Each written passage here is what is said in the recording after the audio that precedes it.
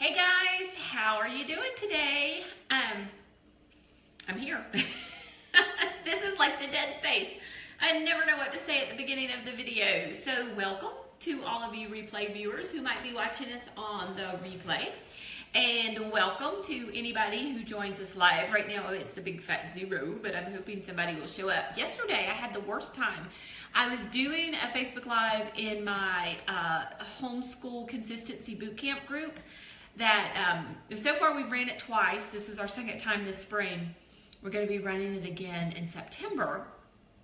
Fabulous group. And I couldn't see the comments. So I'm hoping Facebook will show me some comments today. Somebody comment and say hello. Yay, there's Amy. Okay, woohoo. I'm so glad that now I'm starting to see that you guys are here. So, woo. So welcome. We are on our 5th in a series of 10 Facebook Lives all about homeschool planning. Yes, there are 10 steps. I promise that they're not very long and painful. Not a lot of them anyway. Hello, Nicole and Lisa. Hi, it's nice to have you here. But it is important to go through all 10. Even if you just stop in one step and you say, okay, you know, I know what I'm doing here and I'm moving on. But at least you've mentally stopped in that step. So there are 10. Hey, Dawn Garrett. Dawn's here. If you don't know Dawn, she is my right-hand lady on Facebook Live. Every link she drops is a link from me, and she helps us out here. And she's also, you can tell she's about to go on vacation because she's like, well, I'm going to be late to getting there, and I'm probably going to have to leave early. It's like, boy, you are already in vacation mode, aren't you? But just to let you know, Dawn and I will both be on vacation next week. So what does that mean for you? Well, first of all, it means no Facebook Live. We're not going to be doing one of those. And then secondly, and we're actually going to be at like separate beaches. I wish we were going to be at the same beach, but we're going to be, mine's going to be warmer, but we're going to be at separate beaches. So if you need anything, you can email us just like you always do. And if you have purchased something and you're like, oh, I can't get something I've purchased, or I can't get, you know, I just bought this and it won't download, or I can't get access to my account, or anything like that. Anytime that anywhere you've given us money, we're going to answer you in about 24 hours. So we will be monitoring the email inbox, both of us together, for that kind of thing. But anything else, you're going to get a little out of office reply from us, and you're not going to hear from us for a week. So sorry. So if you're writing to tell us some great resource you found, or that you like this or that or the other, we're going to answer you when we get back. So just to let you know, we are on vacation next week. And let me see, what else have we got going on? Okay, so we had the summer reading program come out this past weekend. If you have not seen it, do go over and check that out. That is the Traveling Through the Pages Summer Reading Adventure. So we took our very first summer reading program from 4 years ago, and we completely revamped it. And we have it available for free in the store, so you can just go over there and put it in your cart and check out. And you get it completely free, but it's got your reading passport. The purpose of the summer reading program, so why we created this, this was all Jessica's idea. Jessica's also getting ready to go to the beach tomorrow. But this was all Jessica's idea. She wasn't happy with any of the summer reading programs that she was seeing around for her kids. And she was remembering these summer reading programs that she had back when she was a kid that really kind of encouraged you to read a lot of different books. And, you know, she's kind of like, they've gotten so watered down. And so about 4 years ago, we created the very first summer reading program where we really did come up with these, this little reading passport, which we've redone. And you would get, to try to get your kids to read across different genres, because a lot of times kids get in a reading rut. They're like, oh, I like fantasy books, or oh, I like mystery books, or there are, Bambi. So let me tell you about this. So there's the chart, and you try to get kids to pick books from the chart that in the broad categories. If you go to the post that Dawn's going to link for you, right there, she just did it. There is a whole list of other posts that went with that first summer reading program. We did a bunch that year. We were very ambitious. And in those posts are lots of different book ideas for you. So you can read those different book ideas. And something new we did this year was we made a 3-week set of morning time plans. So if you have your kids doing the summer reading program and you're like, well, how can I kind of keep going with a little bit of fun school this summer? It doesn't seem too schooly, but it's a lot of fun to do. We gave you 3 weeks. Well, we don't give you. We actually charge you for these. You can put them in your cart while you're in the store. They're on sale for $3.99 through Saturday night, so it's a good time to get them. And you can stretch them out for way more than 3 weeks. If we were doing it at my house, we'd get 6 weeks out of those suckers. No problem. But a lot of the books that we suggest in the summer reading or in the summer adventure morning time plans help you check off squares in the summer reading program. So if you have kids who are not readers yet or not strong readers and you want to help them check off some of those squares, if you're doing the morning time plans, you're like, oh, this is gonna, like, we can check this square off because we read this book. So that's really helpful. And then if you have kids who are really strong readers, you can do the morning time plans and then have them read for more information, and that gets their book to check off on the summer reading program. So we've made them work together. It's really great. It's a lot of fun, and we think you're really gonna like it. So we have that. We also still have the summer planning pages. Mine are sitting right over there. So we still have those summer planning pages that you can go download. Hold on, I'm just gonna go get them.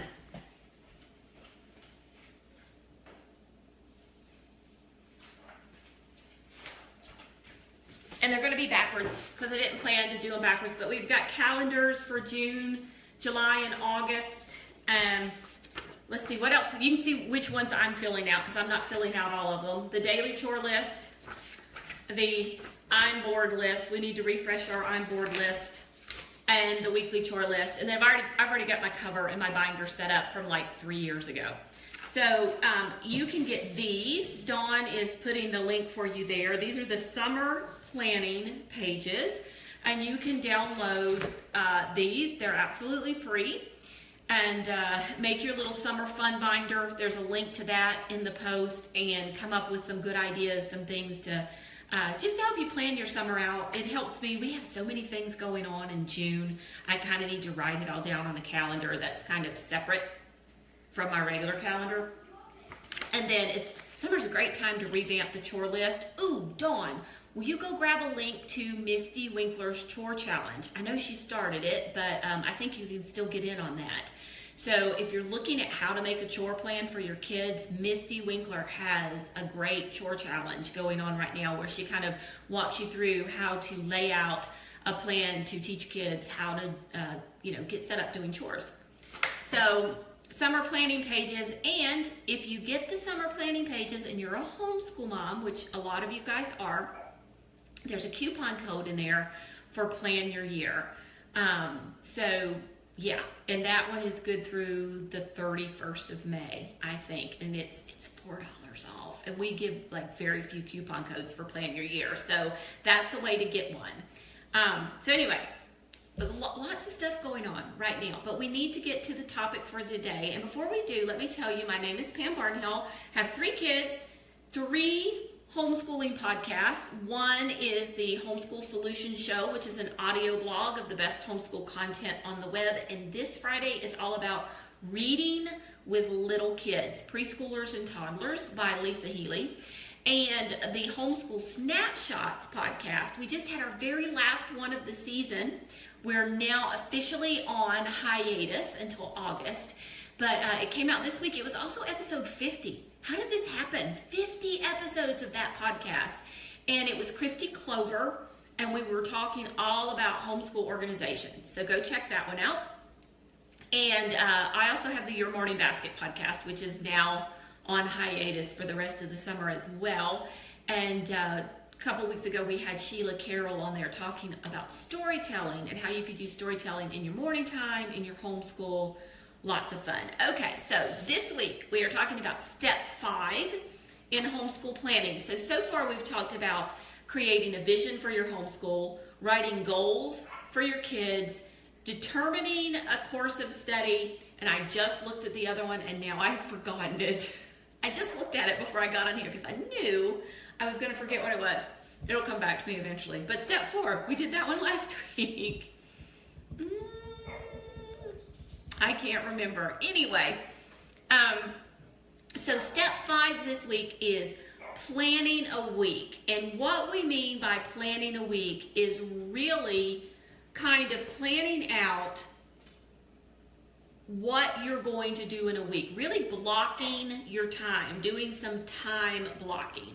And we walk you through how to do this in the book, and we feel like it's very important for you to do this for a few reasons. One reason is, and we talk about this a lot in our other class, which is the Homeschool Consistency Bootcamp. We talk about how important it is to block out certain parts of your day and label those as homeschool parts of your day. And those are the parts of your day that stay sacred for homeschooling, and you don't allow other things to creep into, because that's how you stay consistent. So it's important to do that blocking. But I realize when people hear me start to talk about this, there are a lot of free spirits out there who are like, oh no, you're not putting me in a box. I'm not going to put down that math is at 9 o'clock and that handwriting is at 9:30 and that literature is at 10 and science is at 10:45. I'm not doing that because we're never going to meet that schedule and I'm going to fail, or it's never going to let us have any fun. We're going to meet it, but we're never going to get to have any fun. This is not what I'm talking about at all. What I'm talking about is setting aside large chunks of your day for different things, kind of big boxes. And so this is how we do it around here. We have a few big boxes in our day. So our first big box is morning time. So if you were to look at my weekly plan, it would have on it morning time, and it would have probably about an hour to an hour and 15 minutes kind of blocked out. And in that, I would do my morning time plan. My next big block for the day is called table work, and that's just what we call it. And this is stuff like, phonics instruction, spelling instruction, handwriting, anything they could do independently. Thank you, Dawn Garrett. Step 4 was choosing your schedule. Anything they can do independently. Math falls into that table work kind of section. What are some other things we've done in table work? Map tracing sometimes. Sometimes we do that in morning time, depending on how many kids are doing it. So various things like that. All the independent work falls in table work, and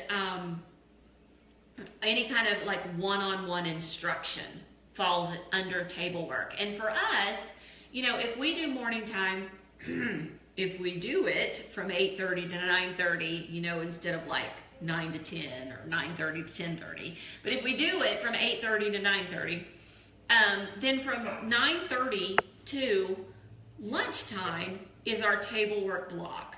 And those are the kinds of things we put in there. And then for us, there is a block after lunch most days.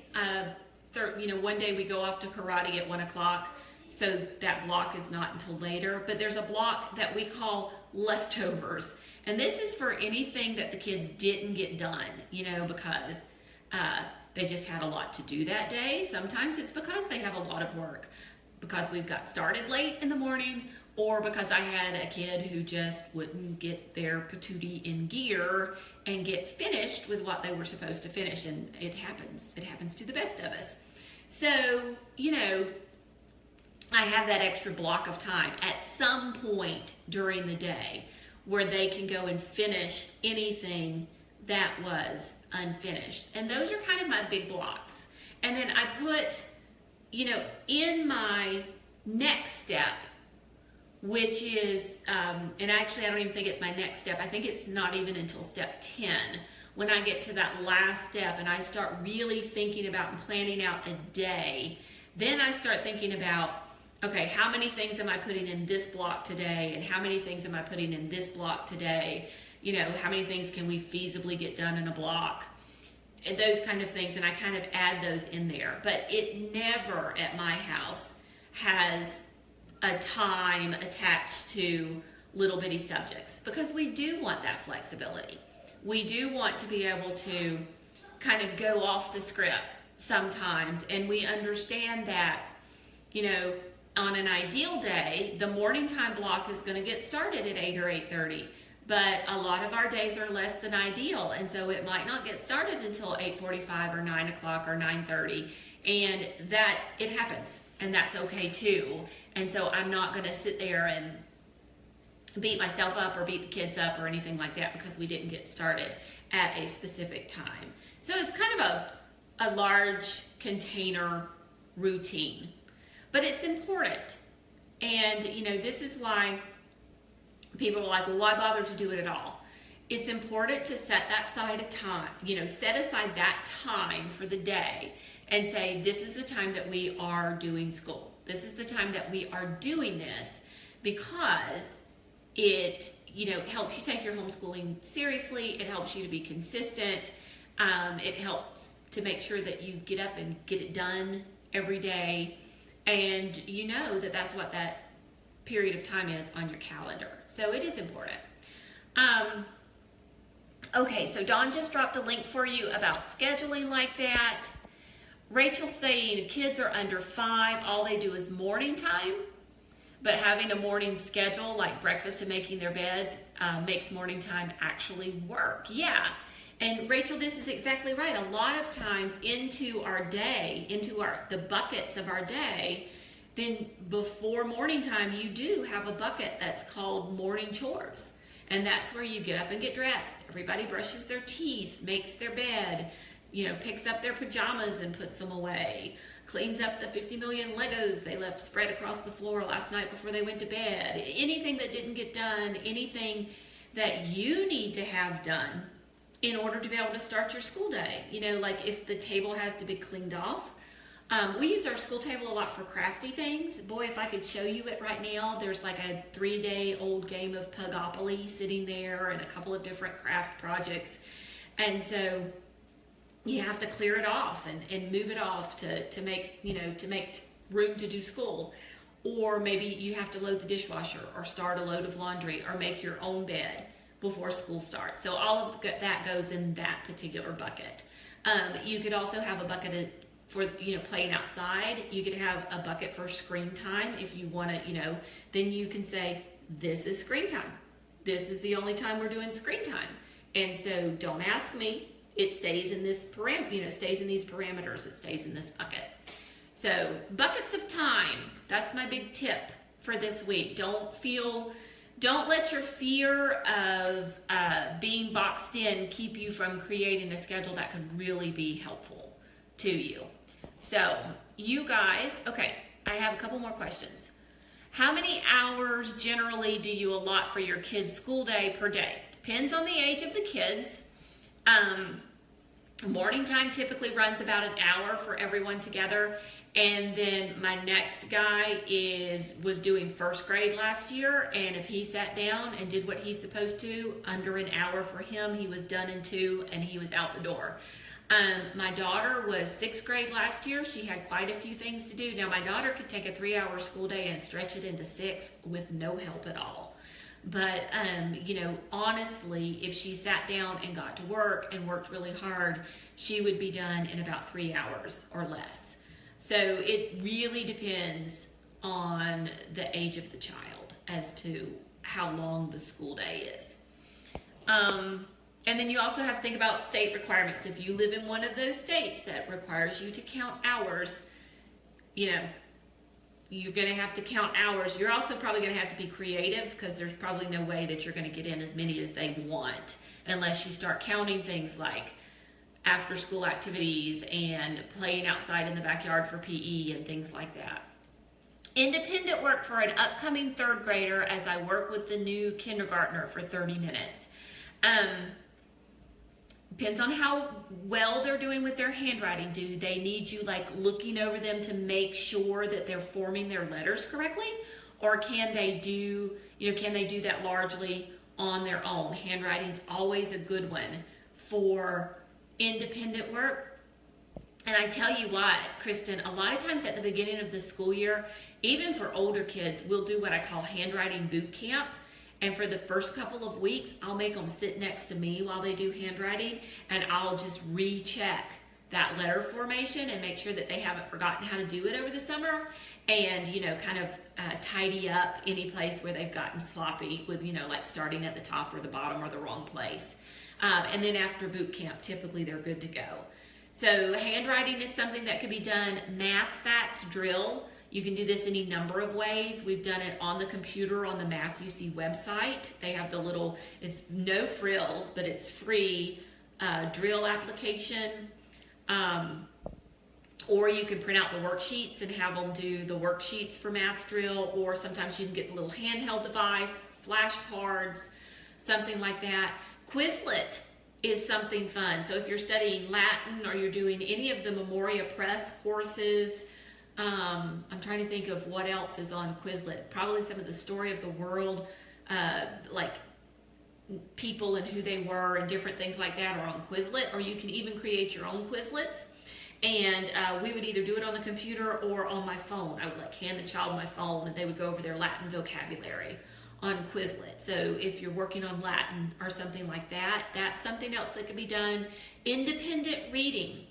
So some kind of reading right at or right below their grade level that might be different than the reading that they're reading to you for fluency practice.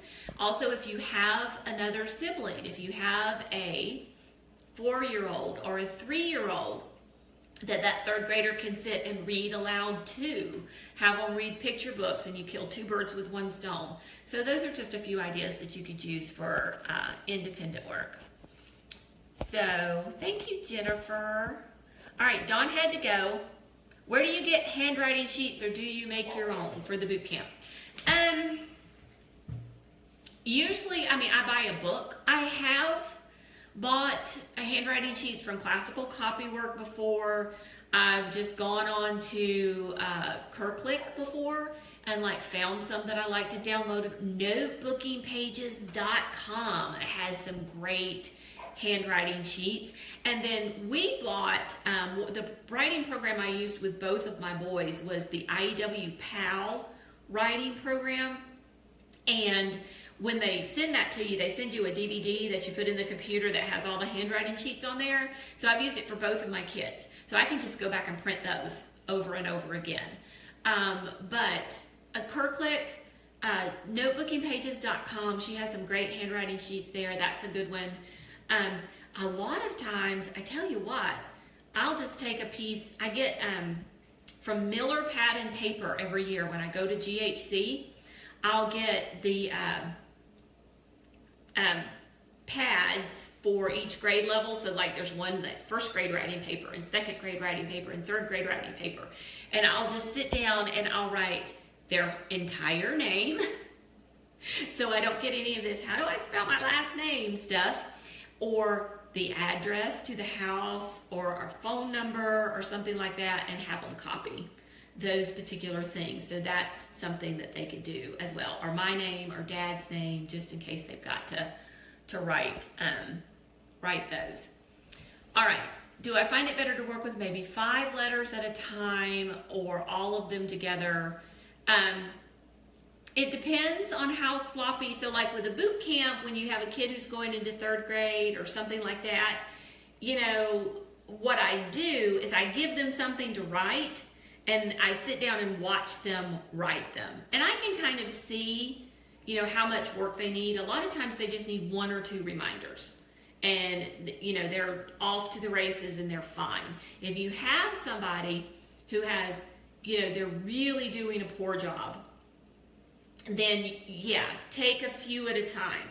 And if the handwriting is rushed and sloppy, then you pull a trick from the Charlotte Mason community and you say, okay, I'm going to, especially for a 7-year-old, I'm going to set the timer for 5 minutes, okay? And today we're going to practice the letter A. I'm going to show you how to do it. Watch Mama do it. Here, you practice it. You can do it on the big whiteboard, whatever. And you can say, okay, we're going to make A's on this line for 5 minutes. And I would like for you to make me the best A's you can for 5 minutes. And when you get finished, when the timer goes off, you can even do it for 3 minutes if you need to. We're gonna pick which one is our favorite. You're gonna pick your favorite and I'm gonna pick my favorite, and we're gonna give it a big star. So let them know that they only have to practice the A's for 5 minutes. And so, you know, Charlotte Mason says, and this is a paraphrase, but one letter beautifully formed is, and actually I think she says one stroke beautifully formed is better than a whole page of sloppy letters. Total paraphrase there. Charlotte Mason people are dying right now. But basically the idea is it's better to do far fewer letters and do them really, really well than a whole page of letters that are sloppy. So I would start with a very limited amount of time and a very limited number of letters, and just have them practice diligently. And if you find that that's not enough for you, do it twice a day. Do once at the beginning of your school day, and then once at the end of your school day. So do A at the beginning and B at the end, and in 13 days you've gone through the entire alphabet again. So there's something you can do. Boy, we got off the topic, didn't we? But that's okay. We need to have, when we get through with the planning series, help me remember, and we'll just do like an FAQ. And so you can ask me all the questions that you want to ask me, and I'll just go on and on and on like I know what I'm talking about, and it'll be great. So, okay, you guys have an awesome 2 weeks. I will be thinking about you next week when I am sitting on the beach in my little chair under my little umbrella, sipping my little umbrella drink and reading my trashy beach novel. So you guys have an awesome, awesome week, and we'll catch you again on the flip side. Bye-bye.